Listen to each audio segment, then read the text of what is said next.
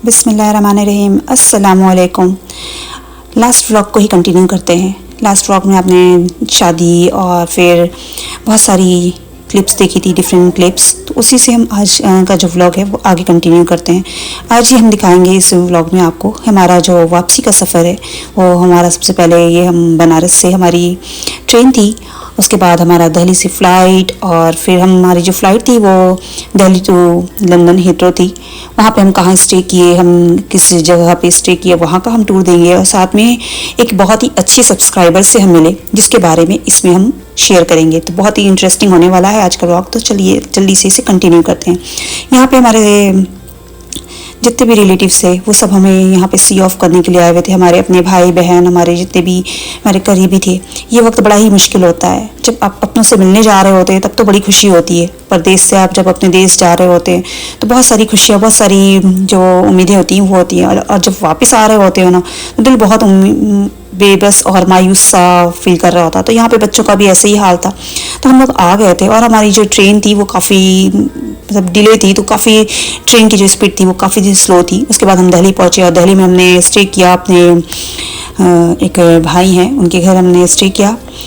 बहुत ही अच्छा है, वो लोगों ने हमारा अच्छे से टेक केयर किया बच्चों का, हम लोगों का वो बहुत अच्छे से, बिल्कुल घर ही है हमारा, वो समझ लें। तो उस तरह से उन लोगों ने टेक केयर किया। फिर यहाँ पे अब हम जा रहे थे।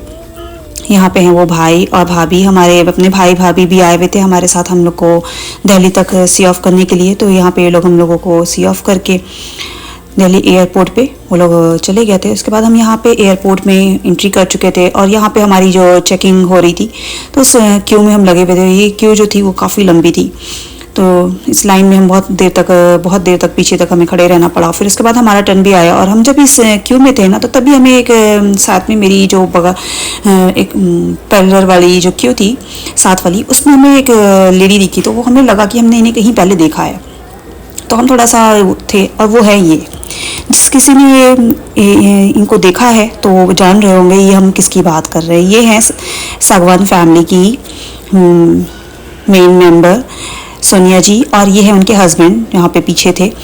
तो हम उनसे मिले तो हम, ये बहुत ही अच्छी हैं, बहुत ही दिल की और साफ़, और बहुत अच्छी इन्होंने हमारे साथ यहाँ पे पिक्चर क्लिक कराई हमारे साथ। ये उनकी प्यारी सी बेटी।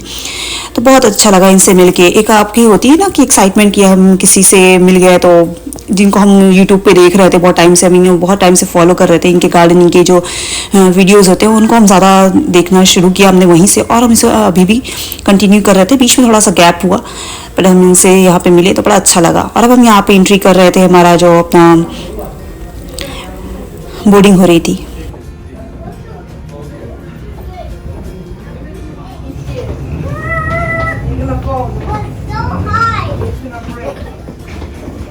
इनका बच्चों की एक्साइटमेंट का तो कोई ठिकाना नहीं होता जब वो फ़्लाइट में एंटर कर रहे होते हैं। तो ये हमारी फ़्लाइट थी। मेरी पहले से पता नहीं, जब से हमारा जाने का हो रहा था, जब से प्लानिंग शुरू हुई थी इंडिया जाने की, तो हमें पता चला कि हमारी जो टिकट है, कनेक्टिंग जो है हमारी है फ़्लाइट जो हमें मिली है वो लंदन से है।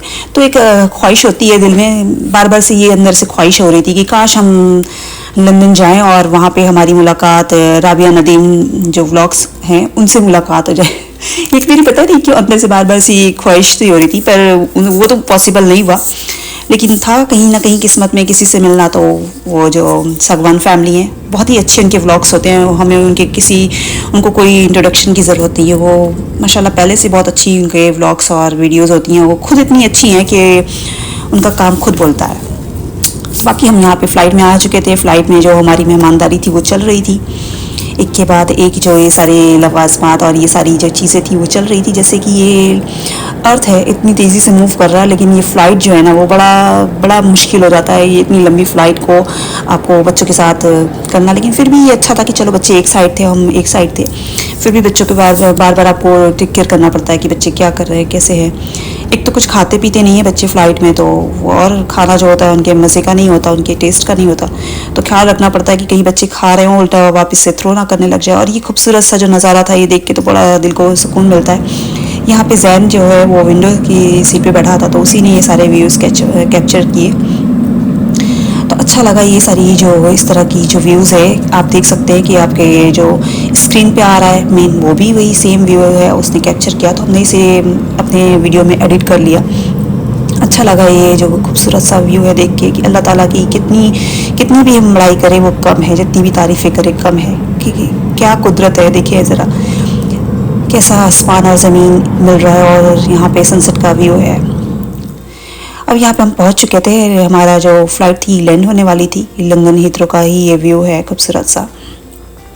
यहाँ पे हमारी फ़्लाइट जो लैंड हुई तो उसके बाद हमने यहाँ से फिर हमें यहाँ पर जो हमारी फ़्लाइट पहुँची तो हमारा 10 से 12 आवर का जो स्टे था। तो हस्बैंड ने डिसाइड किया कि हम कहीं किसी होटल या कहीं पे नाइट में स्टे कर लेते हैं, थोड़ा नींद अच्छे से पूरी कर लेते हैं। उसके बाद फिर मॉर्निंग में आ जाएंगे फ़्लाइट के टाइम से। फ़्लाइट हमारी थी वो डे टाइम में 12 o'clock थी, तो हमें 8 o'clock हमने मॉर्निंग में फिर अपार्टमेंट जो हमने लिया था उसे हमने छोड़ दिया था। तो यहाँ पे हम आ गए, हमने यहाँ पे उबर लिया। उबर से फिर हम जहाँ पे जिस अपार्टमेंट में हमने रेंट किया था, हस्बैंड ने यहाँ पे पहले से बुक कर लिया था। तो पहले तो मुझे बड़ा अजीब सा लगा क्योंकि ये छोटा सा था और इसके जो दरवाजे थे वो इतने नीचे थे कि उसमें मेरा सर 1-2 बार लड़ा और हस्बैंड के भी सर में 1-2 बार चोट लगी।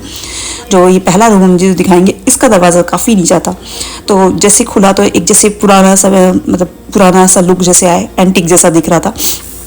और इसके जो स्मेल थे पेंट के वो भी थोड़ा अजीब सा लग रहा था, लेकिन फिर थोड़ी देर बाद वो सब कुछ नॉर्मल हो गया। ये होता ना कि जैसे इंटर किया तो थोड़ी सी स्मेल थी, पर अल्हम्दुलिल्लाह ठीक था। हम लोगों को सिर्फ रात में सोना ही था और ये इतना मतलब फ़्लाइट और ये एक रात पहले भी अच्छे से सोए नहीं थे, तो बस ये हुआ कि जल्दी से आराम किया जाए, सोया जाए, फिर नेक्स्ट मॉर्निंग फिर फ़्लाइट होगी। तो ठीक था। यहाँ पे ये छोटे छोटे से 2 रूम थे और यहाँ पे इस तरह की चीज़ें थी कुछ।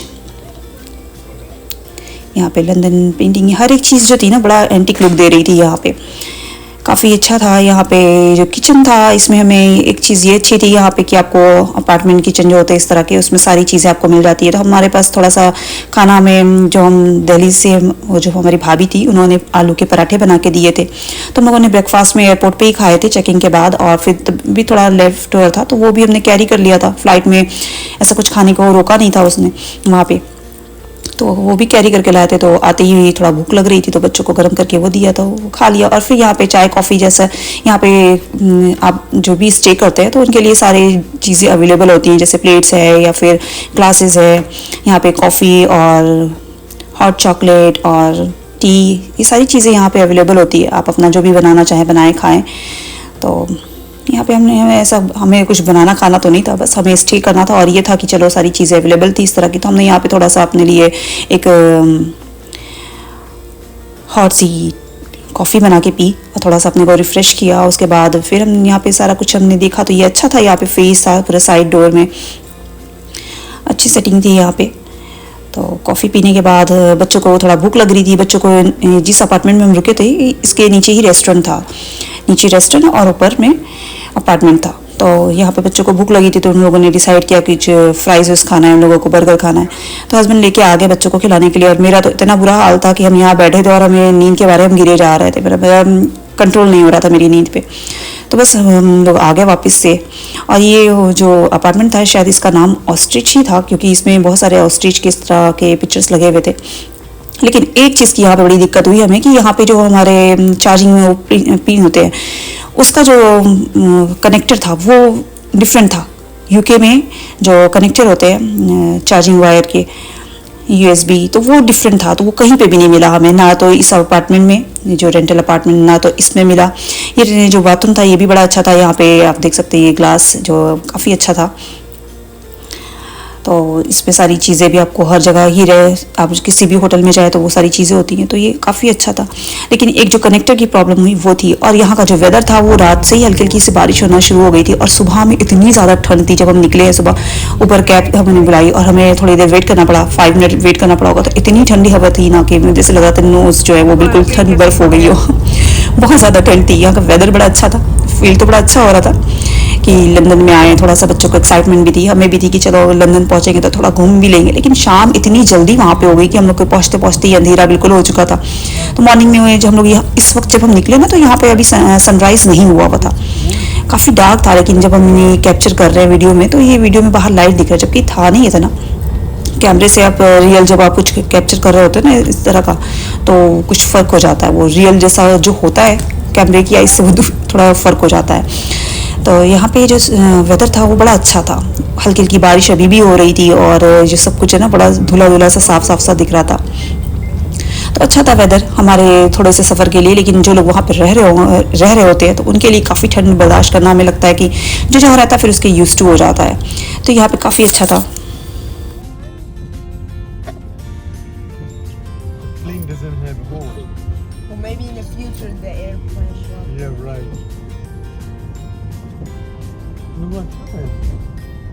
You don't understand. काफी बड़ा एयरपोर्ट है।